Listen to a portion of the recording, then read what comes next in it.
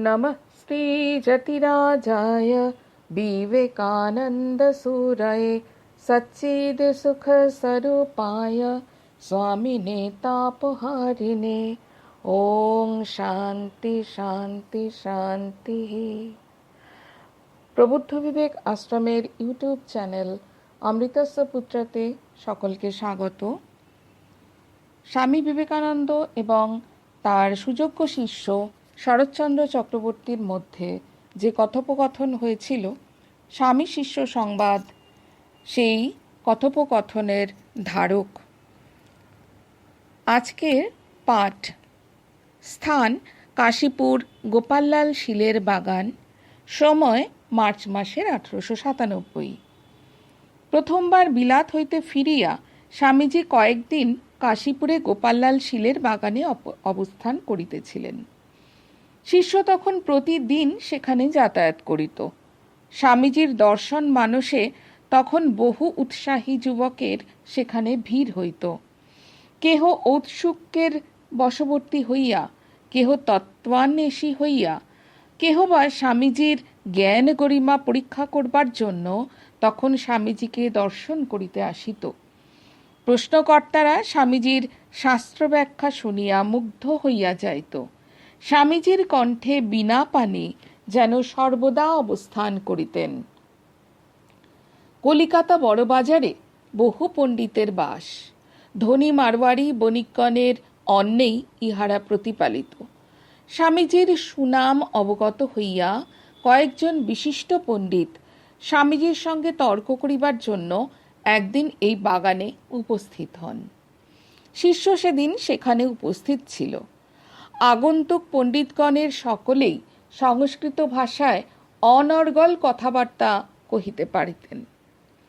তাহারা আসিয়াই মণ্ডলী পরিবেষ্টিত স্বামীজিকে সম্ভাষণ করিয়া সংস্কৃত ভাষায় কথাবার্তা আরম্ভ করিলেন। স্বামীজিও সংস্কৃতেই তাহাদিগকে উত্তর দিতে লাগিলেন।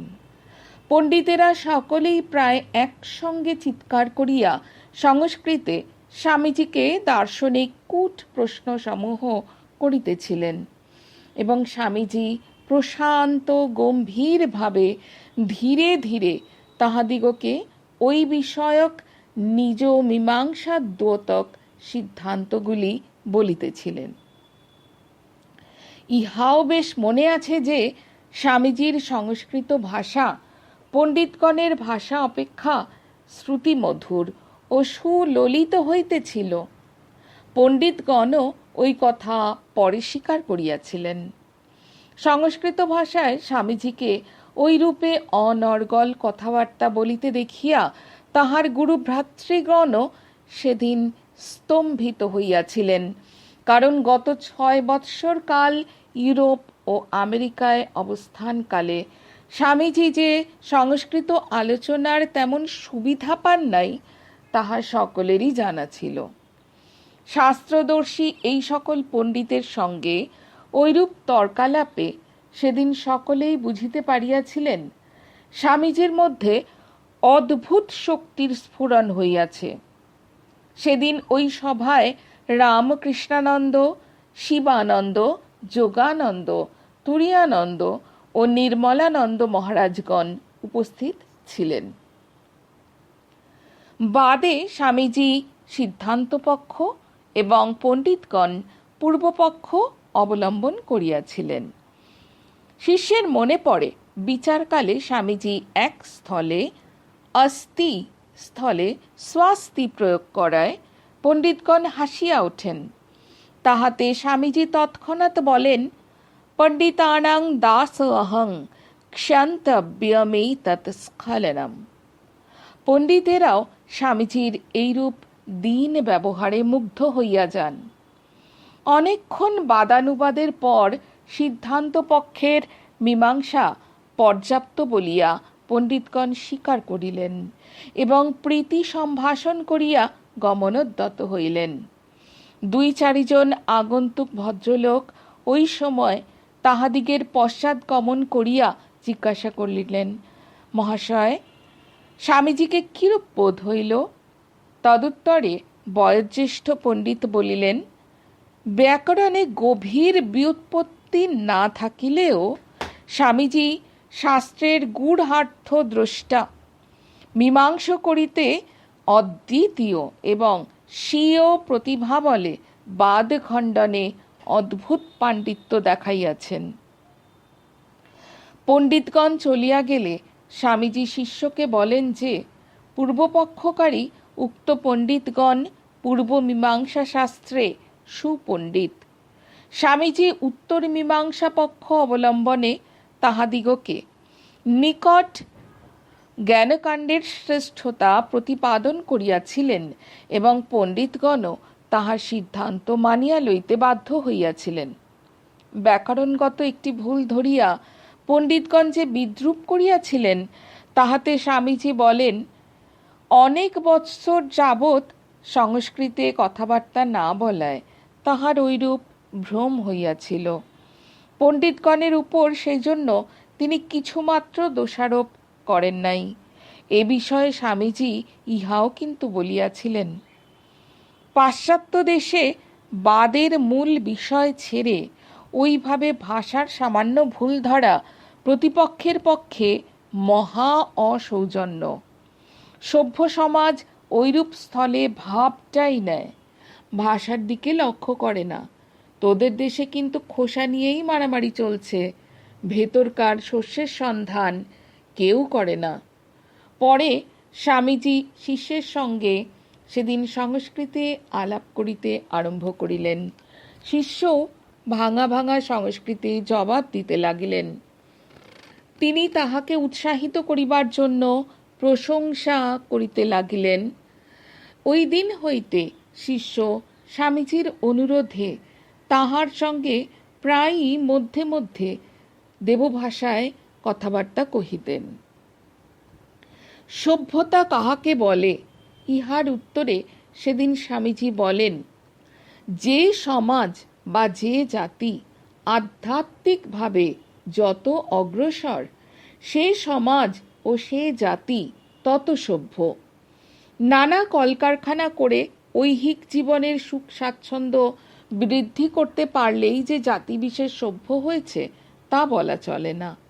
বর্তমান পাশ্চাত্য সভ্যতা লোকের হাহাকার ও অভাবই দিন দিন বৃদ্ধি করে দিচ্ছে, পরন্তু ভারতীয় প্রাচীন সভ্যতা সর্বসাধারণকে আধ্যাত্মিক উন্নতির পন্থা প্রদর্শন করে লোকের ঐহিক অভাব এককালে দূর করতে না পারলেও নিঃসন্দেহে অনেকটা কমাতেই সমর্থ হয়েছিল। ইদানীন্তনকালে ওই উভয় সভ্যতার একত্র সংযোগ করতেই ভগবান শ্রী রামকৃষ্ণদেব জন্মগ্রহণ করেছেন। একালে একদিকে যেমন লোককে কর্মতৎপর হতে হবে, অপরদিকে তাদের তেমনি গভীর অধ্যাত্ম জ্ঞান লাভ করতে হবে। এইরূপে ভারতীয় ও পাশ্চাত্য সভ্যতার অন্যান্য সংমিশ্রণ জগতে এক নবযুগের অভ্যুদয় ঘটাবে। একথা স্বামীজি সেদিন বিশেষভাবে বুঝাইয়া দেন। ওই কথা বুঝাইতে বুঝাইতে এক স্থলে বলিয়াছিলেন, আর এক কথা, ওদেশের লোকেরা ভাবে যে যত ধর্মপরায়ণ হবে সে বাইরের চালচলনে তত গম্ভীর হবে, মুখে অন্য কথাটি থাকবে না। একদিকে আমার মুখে উদার ধর্মকথা শুনে ওদেশের ধর্মযাজকেরা যেমন অবাক হয়ে যেত, বক্তৃতার শেষে বন্ধু বান্ধবের সঙ্গে ফষ্টি নষ্টি করতে দেখে আবার তেমনই অবাক হয়ে যেত। মুখের উপর কখনো কখনো বলেও ফেলত, স্বামীজি, আপনি একজন ধর্মযাজক, সাধারণ লোকের মতো এরূপ হাসি তামাশা করা আপনার উচিত নয়, আপনার ওরকম চপলতা শোভা পায় না। তার উত্তরে আমি বলতাম, we are children of bliss, why should we look morose and sombre. সেদিন স্বামীজি ভাব সমাধি ও নির্বিকল্প সমাধি সম্বন্ধেও বলিয়াছিলেন। মনে করো, একজন হনুমানের মতো ভক্তিভাবে ঈশ্বরের সাধনা করছে, ভাবের যত গাঢ়তা হতে থাকবে, ওই সাধকের চলন বলন ভাব ভঙ্গি এমনকি শারীরিক গঠনাদিও ঐরূপ হয়ে আসবে। জাত্যান্তর পরিণাম ওইরূপেই হয়। ওইরূপ একটি ভাব নিয়ে সাধক ক্রমে তদাকারাকারিত হয়ে যায়। কোনো প্রকার ভাবের চরম অবস্থার নামই ভাব সমাধি। আর আমি দেহ নই, মন নই, বুদ্ধি নই, এইরূপ নেতি নেতি করতে করতে জ্ঞানী সাধক চিন্মাত্র সত্তায় অবস্থিত হলে নির্বিকল্প সমাধি লাভ হয়। এক একটা ভাব নিয়েই সিদ্ধ হতে বা ওই ভাবের চরম অবস্থায় পৌঁছতে কত জন্মের চেষ্টা লাগে। ভাব রাজ্যের রাজা আমাদের ঠাকুর 18টি ভাবে সিদ্ধি লাভ করেছিলেন। ভাব মুখে না থাকলে তার শরীর থাকতো না, এই কথা ঠাকুরই বলতেন। কথায় কথায় শিষ্য ওই দিন জিজ্ঞাসা করিয়াছিল, মহাশয়, ওই দেশে কিরূপ আহারাদি করিতেন? উত্তরে স্বামীজি বলিলেন, ও দেশের মতোই খেতাম। আমরা সন্ন্যাসী, আমাদের কিছুতেই জাত যায় না। এ দেশে কি প্রণালীতে কার্য করিবেন সে সম্বন্ধে স্বামীজি ওই দিন বলেন, মাদ্রাজ ও কলিকাতায় 2টি কেন্দ্র করে সর্ববিধ লোককল্যাণের জন্য নূতন ধরনের সাধু সন্ন্যাসী তৈরি করতে হবে। ডিস্ট্রাকশন দ্বারা বা প্রাচীন রীতিনীতিগুলোর অযথা ভাঙচুর করে সমাজ বা দেশের উন্নতি করা যায় না। সর্বকালে সর্বদিকে উন্নতি লাভ কনস্ট্রাকটিভ প্রসেসের দ্বারা, অর্থাৎ প্রাচীন রীতিগুলিকে নূতনভাবে পরিবর্তিত করেই কিন্তু গড়া হয়েছে।